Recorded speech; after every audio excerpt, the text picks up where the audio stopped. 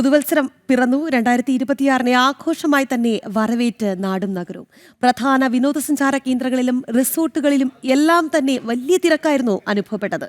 എന്തായാലും നമ്മുടെ regional bureaus തയ്യാറാണ്. ആദ്യം നമുക്ക് പോകേണ്ടത് തിരുവനന്തപുരത്തേക്കാണ്. തലസ്ഥാനത്ത് നിന്ന് പ്രശാന്ത് ശങ്കരമംഗലത്ത് ചേരുകയാണ്. പ്രശാന്ത്, ആദ്യം തന്നെ ഹാപ്പി ന്യൂ ഇയർ. എങ്ങനെയായിരുന്നു ഇന്നലെ ആഘോഷമൊക്കെ?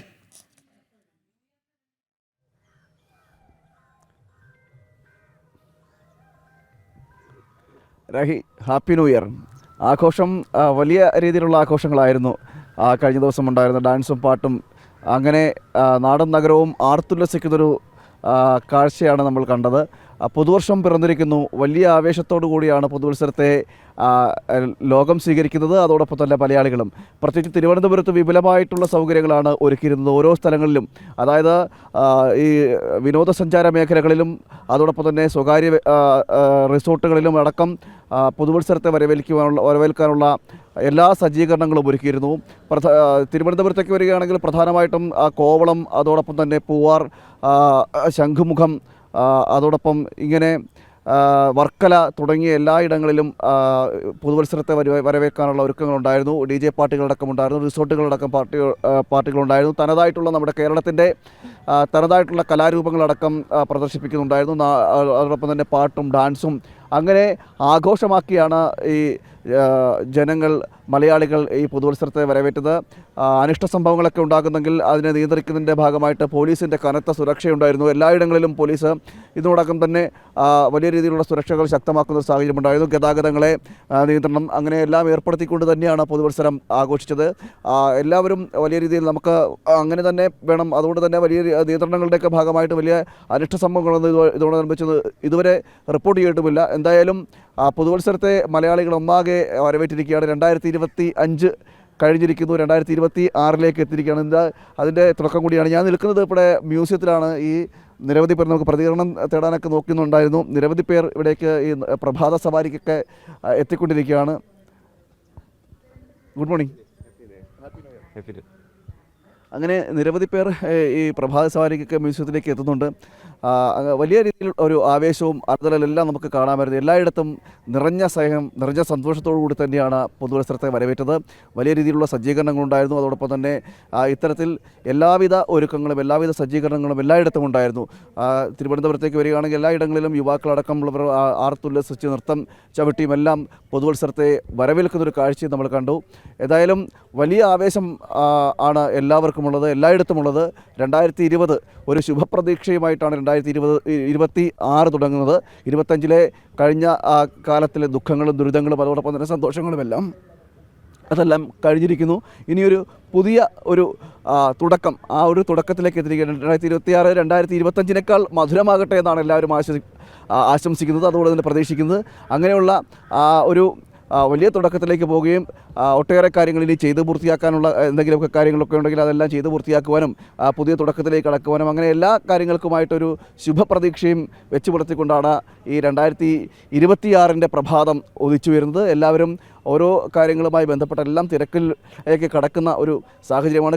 എനിക്ക് തോന്നുന്നു നമ്മുടെ കനകക്കുന്നിലാണ് പ്രശാന്ത് ശങ്കരമംഗലത്ത് ഉള്ളത്. അവിടെ നമ്മുടെ ദൃശ്യങ്ങളിലൊക്കെ കാണുമ്പോൾ ഇന്നലത്തെ ആ ഒരു ആഘോഷ തിമിർപ്പിൽ നിന്ന് ദിവസം ഒന്ന് ആരംഭിച്ച് വരുന്നതേ ഉള്ളൂ എന്ന് തോന്നുന്നു, അല്ലേ? കാരണം രാവിലത്തെ ഒരു പ്രഭാത നടത്തവും മറ്റുമായി ആളുകൾ തിരക്കിലാണ്. എങ്കിൽ പോലും പതിവ് തിരക്കില്ല എന്ന് തോന്നുന്നു, അല്ലേ?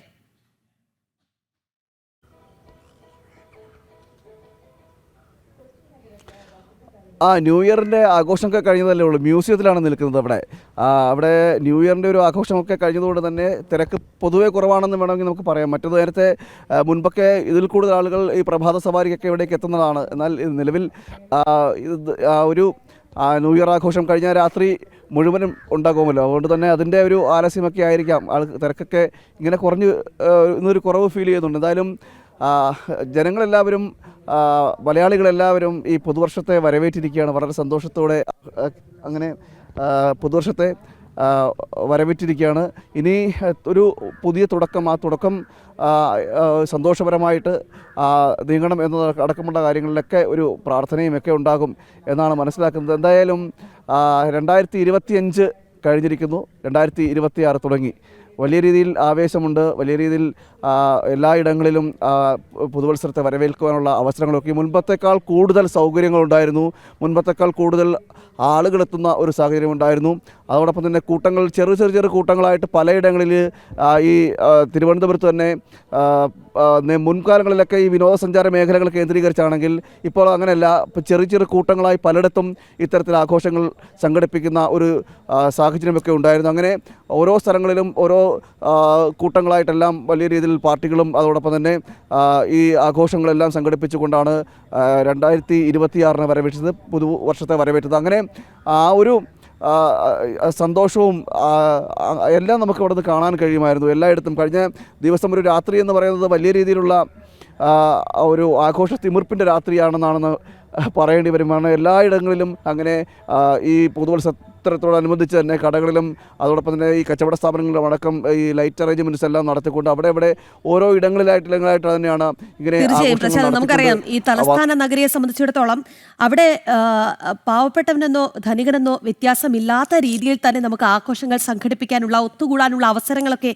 ഉള്ള ഒരു നഗരം കൂടിയാണ്. ആ ഒരു പ്രത്യേകത ശരിക്കും നമുക്ക് വളരെ അഭിമാനത്തോടു കൂടി പറയാമെന്നുള്ളതാണ്. എന്തായാലും ബീച്ചുകളിലായിക്കോട്ടെ, റിസോർട്ടുകളിലായിക്കോട്ടെ, ഹോട്ടലുകളിലും എല്ലാം തന്നെ വളരെ സജീവമായ രാത്രിയാണ് കടന്നുപോയത്. ഒപ്പം തന്നെ ചോദിക്കുകയാണ്, പ്രശാന്ത് എവിടെയായിരുന്നു കഴിഞ്ഞ ഈ രാത്രി? പ്രശാന്തിന്റെ ആഘോഷം ജനം ടി വിക്കൊപ്പമായിരുന്നോ അതോ കുടുംബത്തിനൊപ്പമായിരുന്നോ, എങ്ങനെയായിരുന്നു?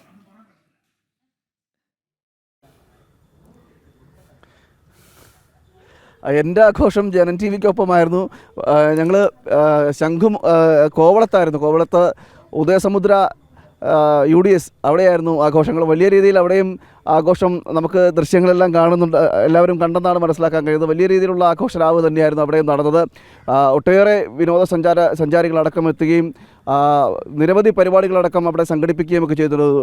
അതായത് ട്രഡീഷണലായിട്ടുള്ള, നമ്മുടെ സാംസ്കാരികപരമായിട്ടുള്ള ട്രഡീഷണലായിട്ടുള്ള ഒരുപാട് കളരിപ്പയറ്റും അതോടൊപ്പം തന്നെ മോഹിനിയാട്ടവും കുച്ചിപ്പുടിയും അടക്കമുള്ള നൃത്തരൂപങ്ങളും ആയോധന കലകളും അതോടൊപ്പം തന്നെ DJ പാർട്ടികളടക്കം അങ്ങനെയെല്ലാം ഉണ്ടായിരുന്നു. എല്ലാം ആഘോഷത്തോടു കൂടി തന്നെയാണ്. ഞാനും അതിൻ്റെ ഒരു ഭാഗമായി കഴിഞ്ഞ ദിവസം മാറി.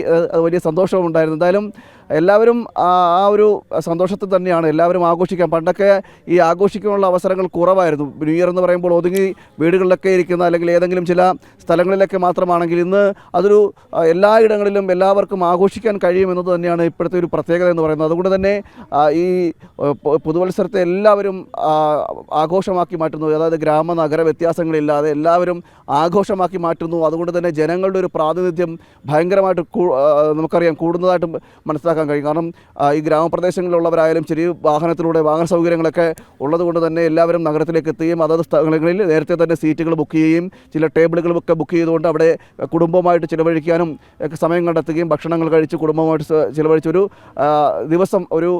ദിവസം ഒരു രാത്രി ഇങ്ങനെ ചിലവഴിക്കാനും അതോടൊപ്പം തന്നെ ആ ഒരു നിമിഷം ആസ്വദിക്കുവാനൊക്കെ ഉള്ളൊരു അവസരമുള്ളത് കൊണ്ട് തന്നെ എല്ലാവരും നഗരത്തിലേക്ക് എത്തുകയും ഈ സ്ഥലങ്ങളിലെല്ലാം ഈ പാർട്ടികൾ സംഘടിപ്പിക്കുന്ന പുതുവത്സര പാർട്ടികൾ സംഘടിപ്പിക്കുന്ന എല്ലാ സ്ഥലങ്ങളിലും എല്ലാവരും അങ്ങനെ ആഘോഷിക്കാനുള്ളൊരു അവസരമുണ്ട്. അതുകൊണ്ട് തന്നെ വലിയ വലിയ ജനക്കൂട്ടവും വലിയ ആഘോഷരാവും എല്ലാം എല്ലായിടത്തും കാണാം.